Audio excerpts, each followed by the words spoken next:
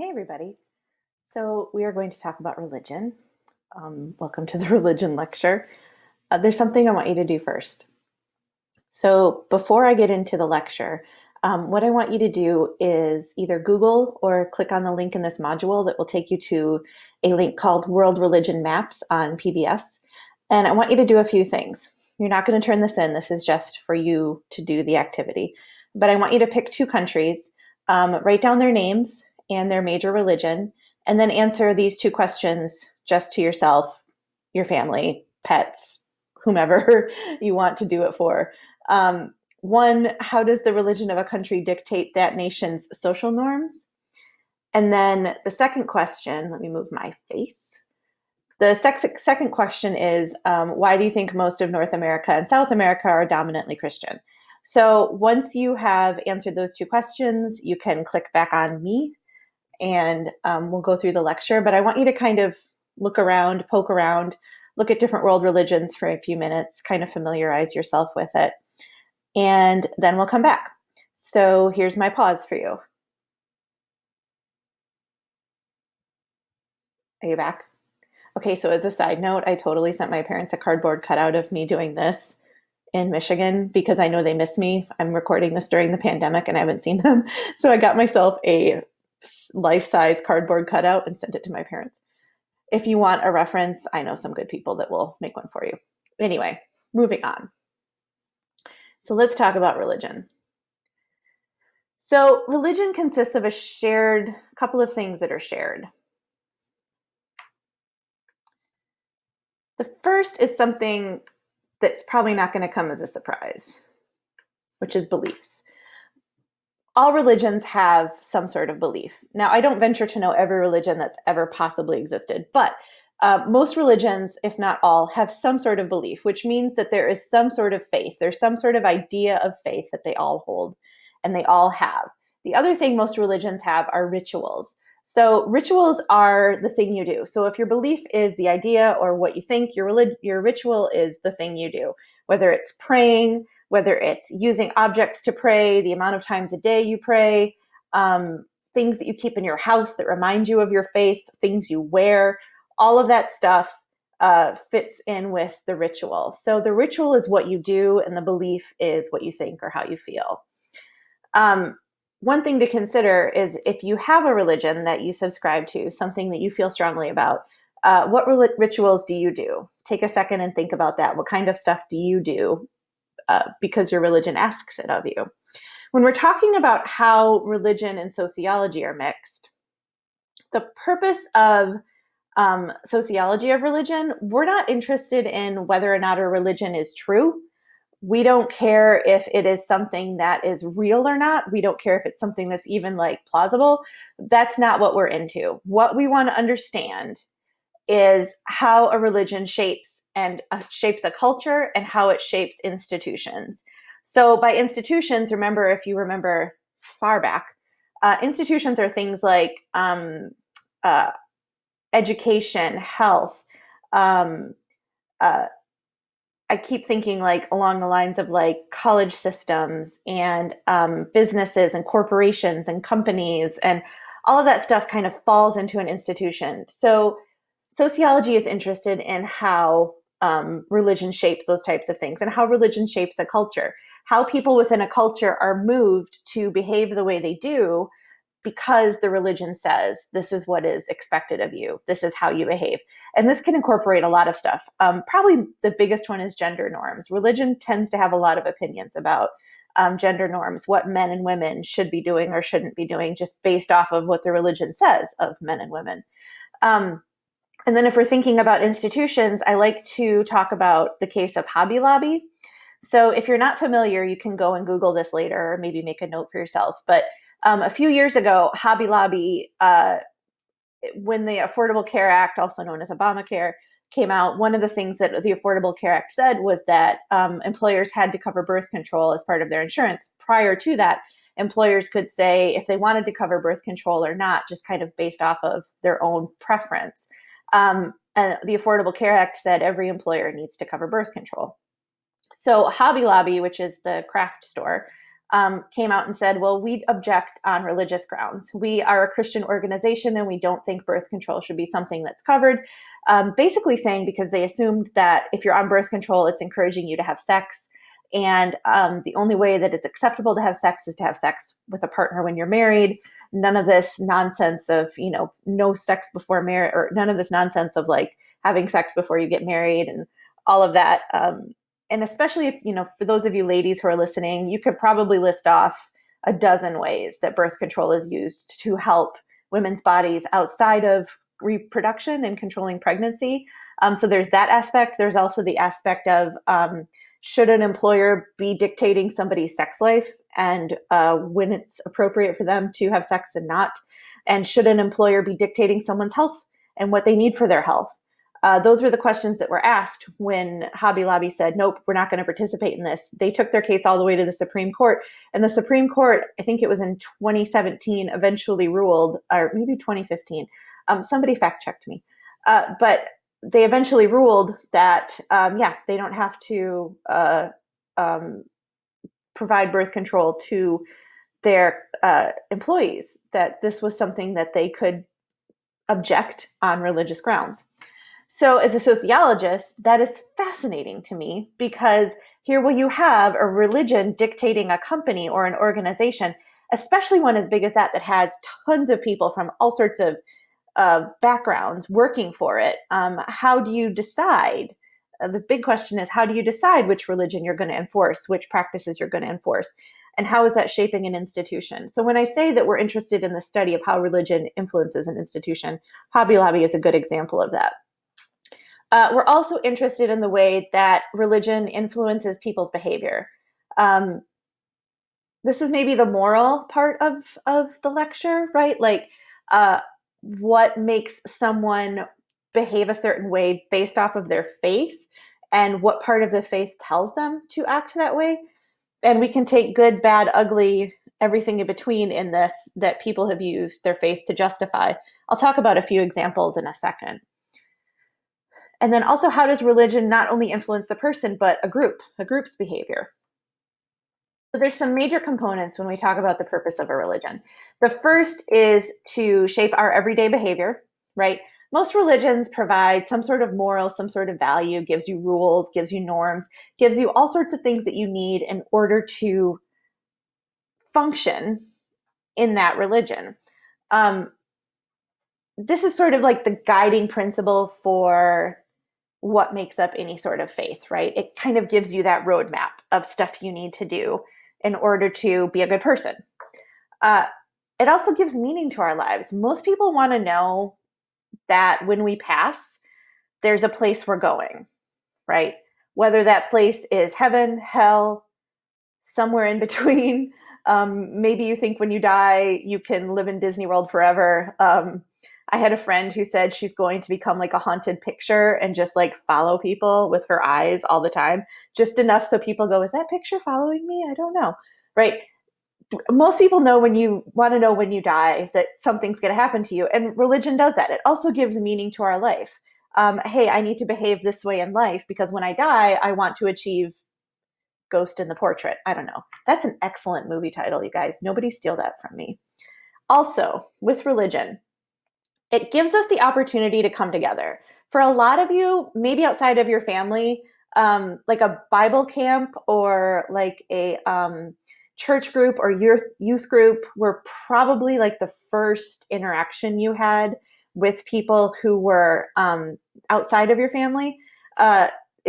It sort of gives you that opportunity to have like-minded people come together and be comfortable sharing their lives with each other because everybody has the same sort of structure of beliefs. And people find comfort in that, knowing that you're with a group of like-minded folks who believe the same thing you do and sort of look to the same God or whatever that you think is out there, that your children can grow up with other children who have that similar mindset. So this is, let me just move my face a little. So this is religious affiliations in the United States. So this is from, I think, 2018, maybe 2017. But what it does is it gives you an idea of how the religious affiliation in the United States is broken down. So you'll notice there's a large chunk here that's Protestant, right? So we've got almost 47% of people identify as Protestant, another huge chunk for Catholic. But then also bigger than the Catholic piece of the pie is the unaffiliated piece of the pie. I like to think of this as people who maybe some of you will say like, well, I'm spiritual, but I'm not religious. I believe in God, but I don't go to church. Or I don't really like any of the churches around me or the things that are available to me. So I just sort of do my own thing. I think if I'm guessing, that's what unaffiliated means. So take a second and look at this and think about what piece of the pie tends to surprise you. I'll tell you the two reactions I usually get from students. Number one is how big this Protestant piece is, right? And a lot of times Protestant is code for megachurch. So like if you've seen any of the mega churches that have spouted up around Orlando, there's one on Curry, Ford, and Econ that's just a massive church. It has a Starbucks in it, I've heard. I don't know if that's true or not, but I heard it's got its own Starbucks. That tends to surprise people, how much Protestant faith is represented in the United States. The other thing that tends to surprise people is how small the percentage of Jewish folks are in the US. Perhaps that's because our media tends to pay a lot of attention to Jewish folks. Maybe it's because it's considered one of the world's biggest religions, and then in the US it's very small, it has very small representation, but that tends to stand out to people. So when we're talking about religion, I want to talk about extrinsic versus intrinsic religiosity. So basically, extrinsic religiosity means that your religious beliefs come from the outside, meaning that your faith is coming from something other than you. A really easy way to think about this is if you don't really believe in, I'm just going to use Jesus as an example. If you don't really believe in Jesus, but you have a parent or someone who is in charge of you, who says, I don't care what you say, you're going to church. You have no choice. You're going to go, you're going to sit, you're going to listen, you're going to be there. That's that. And maybe it's because they're thinking that they could sort of just like drill that message into you. It might also be, and this is where the extrinsic part comes in, it might also be because they're thinking it's going to look terrible if the entire family is at church and you're not there. What is the community going to say? What is the church going to say? What is the priest or pastor or reverend or whatever? What are they going to say if you're not there? It's going to look so bad for our family. And so much of this will represent how terrible of a parent, spouse, etc. I am. That's extrinsic. When you're doing religion for other people. Another way to think about this is with politics and our politicians. Prior to the 2016 election, and now I'm recording this in 2020 in the summer. So prior to the summer of the 2020 election, it would have been really difficult to have a president elected who said, I don't believe in anything. And I know our current president has said that he's a Christian, but it would have been difficult for someone to say, I don't believe in anything. I think when you die, you're dead. I think that you don't go to heaven or hell. I just think you're dead. No spirit, no ghost, no living in the painting, nothing. That would have been really hard. And it's still really hard for politicians to get elected saying that. Now, currently, people can claim Christianity or claim some sort of faith and then actually not go to church. That's kind of another branch of extrinsic religiosity where you don't see people practicing their faith in any sort of way. But beliefs coming from the outside, not coming from you. Second, intrinsic religiosity is when you really feel the faith that you have. And we'll just go back to Jesus as an example. You really feel Jesus' spirit. You feel like you're connected to him. You really buy into what he was preaching and teaching, and you study it. And even if no one else was watching, you would still be connected to this religion. That's intrinsic religiosity. And this is the same for everything. Buddhism, Taoism, Maoism, Judaism, etc. It is something that you do for you, not because anybody else is telling you to or watching. You're just doing it for you. When we're talking about theories of religion, I might have to move my face a couple times for this one.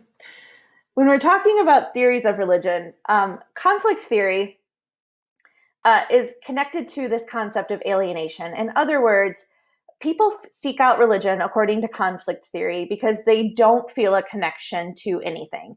And they are looking to find something that gives them that sense of purpose. Karl Marx kind of described this a little bit when he was talking about religion. Karl Marx, if you'll remember from way back when we talked about theory, had the whole approached conflict theory like a power structure. And in order for one group to be successful, another group's going to have to fail. Karl Marx's famous statement on religion is that religion is the opium of the people. So if you don't know what opium is a drug that makes you feel like totally just like your brain is shut off. You don't have to pay attention to anything. You don't have to even think. Please don't think it's like weed. It's not. It's like stronger than that. It's basically like everything turns to mush and you don't care. And Marx is saying that that's what religion does, which is a really harsh thing to say, right, about religion, that people just sort of buy into it and follow it blindly. This is also kind of what conflict theory is getting at. People seek it out and follow it blindly because they feel like they don't have a connection to something else. Functionalist theory says that when we're analyzing a religion, we're looking at the contribution it makes to society. So we're looking at what impact a religion has on society. And we can use Christianity as a super easy example here, because Christianity is found everywhere in our society, whether we like it or not, right? You've heard my previous lectures and rants about Christmas and how fast Christmas comes around.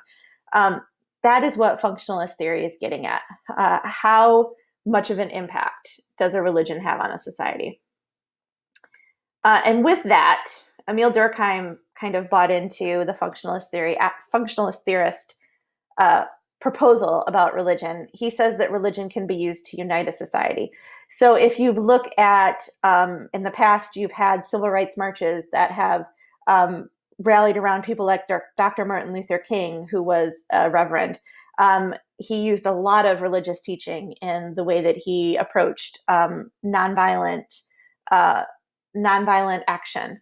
If you look at what's happening right now in our society, you see a lot of religious folks joining groups like Black Lives Matter or protests in the street or marching because they feel like this is what Jesus would have done. So religion can be used to unite a society. Setting aside my skepticism that I said about extrinsic religiosity, what Durkheim is getting at is that the opposite of that can be true. Okay, so I wanted to give you an example of how organizations kind of rally around a religious belief or around a religious structure. So I wanted to talk about cults. So also I think cult is a word that is used a lot in America. Like we talk about cults as more than maybe that we should. There's also like entire TV series dedicated to it, one of which I'm going to show you in a second, or you're going to watch on your own. But here's how a cult is defined. So a cult is an organization whose beliefs are strange, whose members have an excessive devotion, whose leaders are unethical or manipulative, and who are mainly concerned with advancing their own goals. And they fall outside the boundaries of most recognized religions. Cults are interesting because you have a leader who is excessively charismatic, who really makes you feel like you're being seen and heard, and who really knows how to tap into people's insecurities in order to get what they want from you. And what they want from you is usually your attention and your money, because cults tend to really operate on getting money from people, getting attention from people, getting attention from the media and the press. That tends to be their thing. So you're going to watch a video in a second that kind of gives you a summary of a lot of the cults that we've had. I know on Netflix there's is it Wild Country or Wild Country? I don't know if there's two wilds in it or not. But that kind of takes you through a kind of more contemporary cult. I'm going to give you one example of a cult. I'm going to warn you that this gets a little disturbing. And then in the end, I'm going to tell you a funny story. So you have that to look forward to. Disturbing message, moving into funny story from my childhood. So here's an example of a cult. So if you're not familiar with Heaven's Gate cult, I'm going to give you a little summary of it so you don't have to stop and Google it or anything. But Heaven's Gate was a cult that was formed in the 90s, and their main sort of philosophy, this was, I think, 1997. So at that time, there was a comet passing through the Earth's atmosphere called the Hale-Bopp comet. And the Hale-Bopp comet, or Haley-Bopp, as some people called it at that point, the Hale-Bopp comet was coming through the Earth's atmosphere, and the Heaven's Gate cult leader, okay, I'm just preparing you for his image. I swear to God, you guys, this is the best picture of him I could find. So this is Marshall Applewhite. He was the leader of the Heaven's Gate cult. Marshall Applewhite convinced a group of people, I think it was like 80 or 90 people, that when the Hale-Bopp comet came through the Earth's atmosphere, if you died at that moment that it was passing through, I think it took like 3 days to get through the Earth's atmosphere. If you died at that point, then your soul would be put on the comet, and that comet was basically an express train to heaven. So like, he convinced people that they had to die at the moment that the comet was passing through the Earth's atmosphere, and then you would go to heaven. I realize some of you are probably giggling right now because it is kind of bananas, right? That the only people who were going to heaven were 80 people who died during the Hale-Bopp comet. But he did that. So he convinced, I think it was 80 people to commit suicide over the course of 2 or 3 days. And they all got into a compound together. Usually cults have some sort of compound where people commit mass suicide together. They all got into a compound together. They got into bunk beds. They had to wear either black or white linen clothes from head to toe. And then they had on black or white Nike shoes. Like, it had to be black or white Nike shoes. Why? I guess Nike was the official sponsor of the Heaven's Gate cult. I don't know. But they had to have black or white Nike shoes on, black or white linen outfits. If you were a man, you had to be castrated before you did this. So if you're not familiar with castration, literally it means removing the testicles. Sorry, guys who are watching. I know you all just were like, let me just take a moment to myself for that news. And then they drank laced drinks and killed themselves. So they kept one person around. Here's an example. Here's one of the deaths. They kept one person around to document what they were doing and to pass on Marshall Applewhite's message. This made it everywhere. This was on CNN. It was on late night. It was on everything you could possibly think of. People were reporting on Heaven's Gate cult because it was not just crazy that a person or group of people thought that this was the express train to heaven, but that so many people were convinced that this was a mass suicide, right? And just the way they killed themselves and the way that they sort of planned this was both fascinating and horrifying for people. As a sociologist, we go back to what I said earlier. We want to understand why. Why would people become a part of something like this? And part of it is what I just said. Cult leaders tend to be very manipulative. They're very charismatic. They're promising you things that they think you need. And they're able to tap into a person's insecurity in a way that makes them very appealing to some folks. So another example of a cult, some of you may be more familiar. There is a big discussion about among social scientists about whether or not Scientology is a cult, leaning toward that it is. So if you're familiar, there's the Leah Remini show, Scientology and the Aftermath, which I think you can find on streaming now. Scientology likes to, and I'll post these links on Canvas for you, Scientology likes to do what's called courses in suppression, which basically teaches you how to become a Scientologist and how to avoid suppressive people, meaning non-Scientologist people. But it's a big discussion about Scientology. And then last, I'm going to post a video on Canvas for you, a TED Talk about why people join cults. Okay, so here's my story. I did not join a cult, so please don't think like I'm going to suddenly reveal to you that I've joined a cult. I did not. But when I was in high school, I went to a really small high school in a really small town in rural northern Michigan. There were 90 people in my graduating class. It was really tiny. But when I believe I was a senior, I was about 17, there was a poster that went up in my school, and it said, go to this neighbor town's high school on this day, and there's going to be people doing like bike tricks and stuff. I forget how they advertised it or what they called it. But essentially it was, go to this place. We're going to have people doing cool bike tricks and skateboard tricks and all this stuff. And this was in the middle of winter. I'm in a small town in the middle of, or in northern Michigan, with nobody around me. And the rumor was there was going to be cute boys there. Now, when you are in a small town and the only dating pool you have are the people you've known since you were 5, and someone says cute out of town boys coming and you're 17, you're like, yes, please. That sounds like a good way to spend a Friday night. So I went with my friend, my best friend, and we got there, and it was in a gymnasium in this other high school. And we sat back sort of at the top of the bleachers and in the back of the gym. And it was cute boys doing bike tricks and going up and down and, skateboards and all of that, and set to pop music. And it was so super fun. And then all of a sudden the lights just went black, pitch black. And the whole room got black, and it was snowing outside. So we were like, oh, there's a power outage. It wasn't a power outage. From the back of the room, this gold cross just started lighting up, from the bottom, all fanning out all the way to the top. And this voice came over a loudspeaker, and this guy said, you need to repent. You need to repent. And my friend and I were like, what the hell is going on? We probably used another inappropriate word that I'm not going to say because this is a class.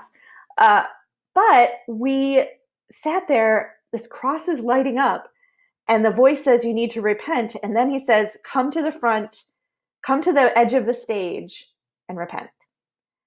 And people started doing it. People started standing up off the bleachers and like zombies walking to the front of the stage, must repent, must repent.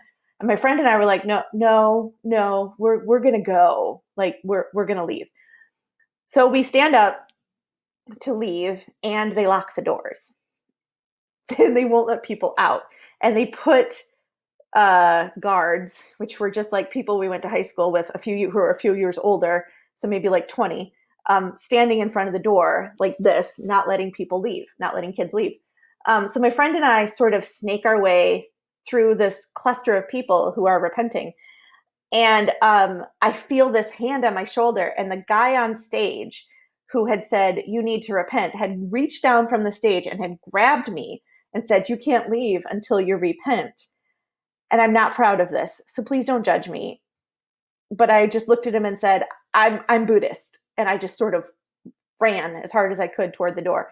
And I remember we sort of just shoved this guy we went to school with out of the way at the door and said, no, we have to leave. And we pushed our way through the double doors and left.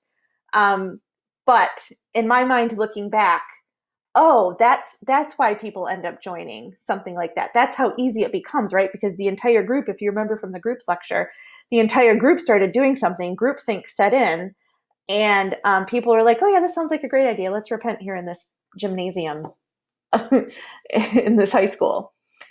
So that is my lecture on religion. I hope that story did not make you think less of me, and I'll see you guys next time.